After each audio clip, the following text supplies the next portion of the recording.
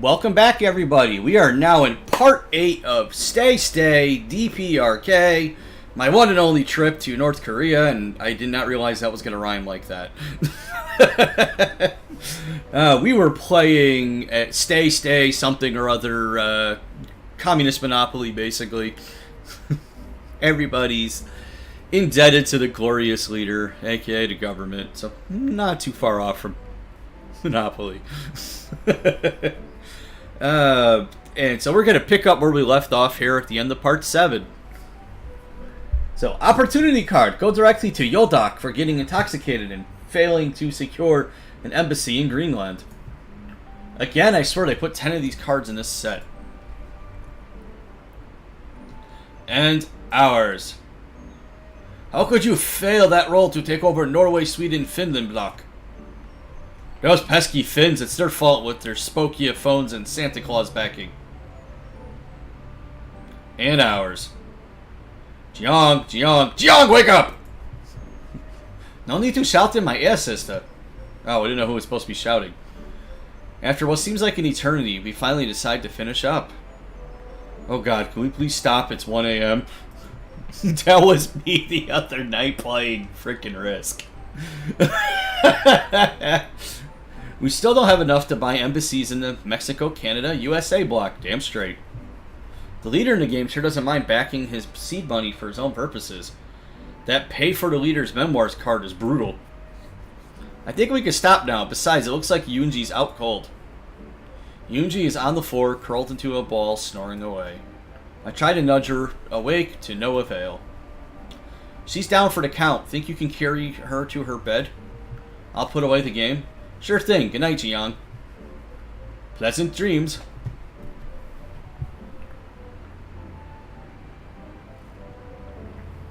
I kneel down and gently get my arms under Yoonji, lifting her off the floor.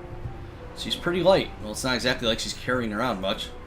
Or they eat necessarily nutritionally dense meals or anything. I walked her to her room and put her on her bed and pulled a blanket over her as she mumbles something in her sleep. Death, America, pig, dog. That just sounds like the average college classroom. I kid. Love you North Koreans too. One Korea, idiot. Can't help but smile as I head back to my room to lay down for the night. Maybe we could do something other than attempt subterfuge on foreign governments via a bad knockoff of a board game tomorrow. Like, I don't know, maybe sneak across the border so you don't die here? In my shock at the loud alarm, I've jumped out of bed. Okay, more like I fell out of bed. I have to mess up my phone a bit to get the alarm music to turn off, and the bright light coming from the screen is blinding at this hour. I don't even know what time it is. It looks like my clock is out. It's pretty dark inside too, actually. Trying to turn the lamp on does nothing either. I see it's 4:47 a.m. Must be another one of those infamous power outages. I sit back down on the bed and consider taking a shower to pass the time. However, I definitely make out the water running in the background. Guess someone beat me to it. Kicking back on the bed, I let my eyelids rest a bit and I gather my thoughts about the coming day. Right?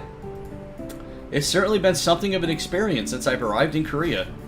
I can't complain too much about the company as the girls are both cute and fun in their own way. But their devotion to this glorious leader borders on creepy. Something is off about this country, dangerously off. You're a soldier! You should know about North Korea, bro! At least I made right on the D-Lab and got free Korean lessons. Lessons, I can read. Well, as free as 2 years getting the shit shoot out of me in Monterey Bay can be.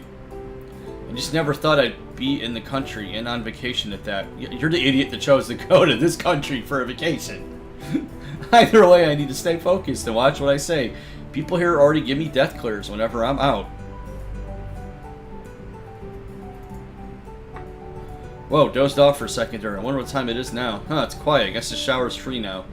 I stripped down to my silkies. I still have never heard that term. Up here we say skimmies. I'm sure that's something half the country hasn't heard either. Grab a towel from my travel bag and tiptoe over to the bathroom. If someone is still asleep, I'd hate to wake them up. Especially if it's a Yuji. I can almost feel her fist in my gut just thinking about it. Once I step inside the bathroom, I can smell the sweet scent of shampoo and feel the warm, humid air wash over me. I take a few seconds to feel around for a light switch. Click. No effect. I guess the power's still out. I drop my silkies and toss my towel over my shoulder. Taking one more shot of it, I rock the light switch a few more times. Click. Click. Voo.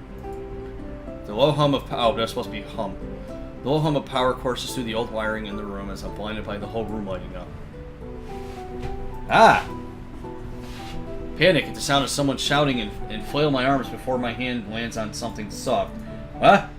After a few moments, I regain my vision. Oh shit. Hello, darkness, my old friend! Oh, I apologize. I didn't know this was going to be here. Oh, and I guess we're playing Blonde Kid. We're playing as She-Ra! I would say good morning, but it seems like you've already had one. Well, what? She gestures down towards the silkies around my ankles and my hand on her chest.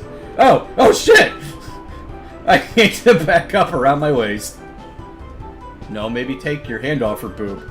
Shh, Yuji is asleep. Let's just pretend this didn't happen. It was an accident, mistake.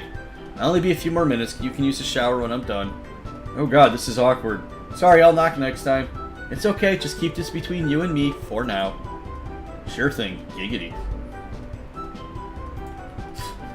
Jiyoung doesn't bother to explain anything else as she skips out of the bathroom and over to Yuji's bedroom. However, she does glance at me more... Let's try that again. However, she does glance back at me more than once.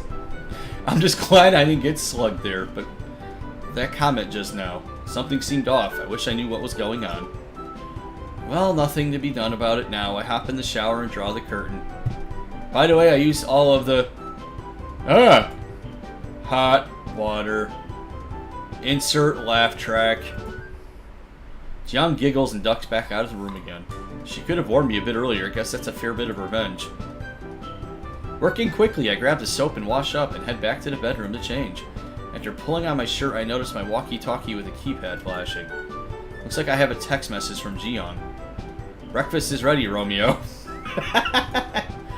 Thanks, I'll be right over.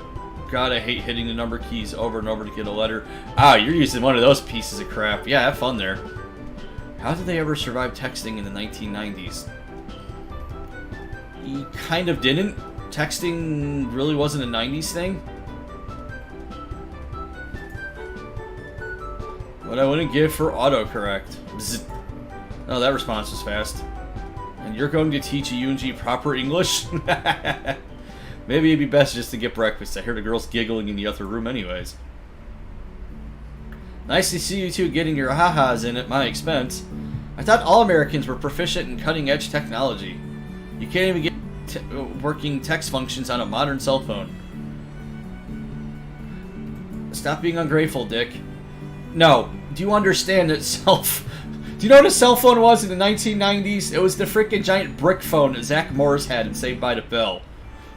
Flip phones were like late 90s, early 2000s. I think the first phone I had that had text messaging on it was my Motorola Razr flip phone. I'm guessing you've never even got to see the phone that was confiscated, did you? Not really, no, but I'm certain it wasn't anything close to what you're using now. If only she knew how right she was, while still being incorrect. That reminds me, I have to charge my phone for today. I'll be right back. Anyway, I'm not used to the type of phone you gave me, so don't take that as an indication of my English skills. Don't take my inability to read on the fly as an indication of my English speaking skills. Yuji whips out her phone and taps on the key like lightning. If you say so. Yuji sticks her tongue out at me. Thanks for the support. Jiyoung pokes her head back in. I'm sorry, did I interrupt the lovers' quarrel? Aw. Like I'd ever with... Oh, a bit more cheerful, sister. Well, aren't you a basket of sunshine today? Get good news? It hit me by surprise, one could say. I avert my eyes as she says this, but I catch her blush as she says this. Let's just eat. I made eggs and toast. Boiled eggs and toast, that sounds pleasantly different. Well, I wanted to try a more traditional American breakfast. Don't think too much about it, it was just something I wanted to try. You've never had boiled eggs and toast before? Well, typically it's boiled rice and kimchi. When is it not rice and kimchi? Lunch is boiled noodles and kimchi.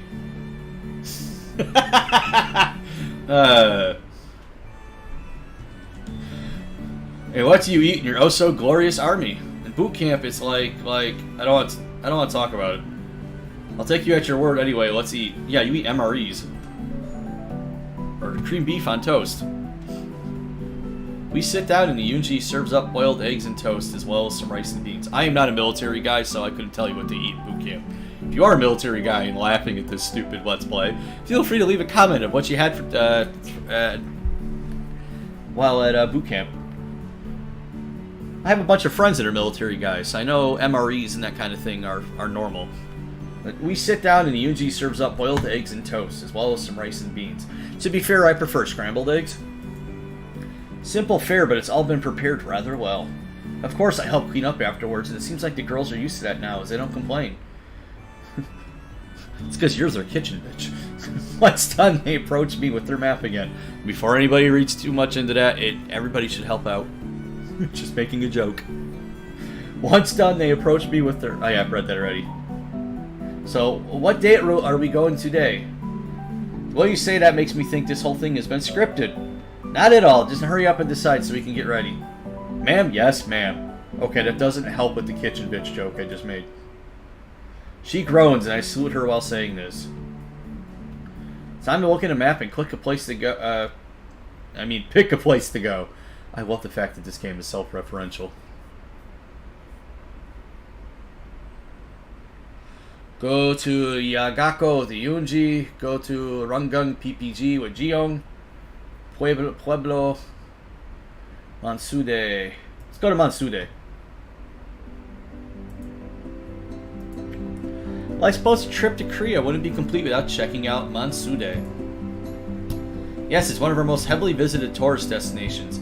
As such, only top guides may take you. So I'll be spending the day with you. Yunji will be accompanying you on this trip.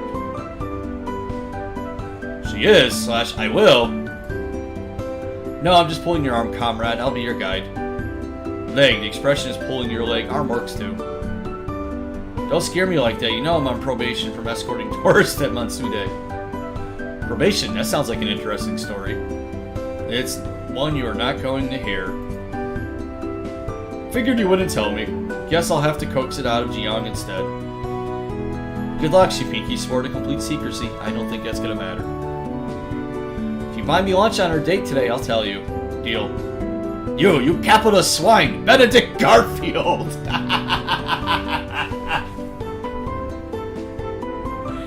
And here we see how you ended up failing Diplomacy 101 this semester. She's not doing too well in her American generals either. You, stay out of this! I don't see what the big deal is, Yunji. You were completely justified in what you did. They still made an example out of the whole situation, punishing me over punishing the tourists. That hurt. Wow, sounds serious. What in the world happened? I'll tell you on the way there. Okay, ladies and gentlemen, we are now almost 14 minutes in. I'm going to keep these around the same time. So we're going to go ahead and call part 8 here. And then we will pick up where we left off next time. Again, this is Alan B with Chocobo Plays. A little frazzled doing a bunch of recordings at one go. This has been Stay, Democratic People's Republic of Korea. Take it easy, enjoy the rest of your weekend, and keep an eye out for the next episode.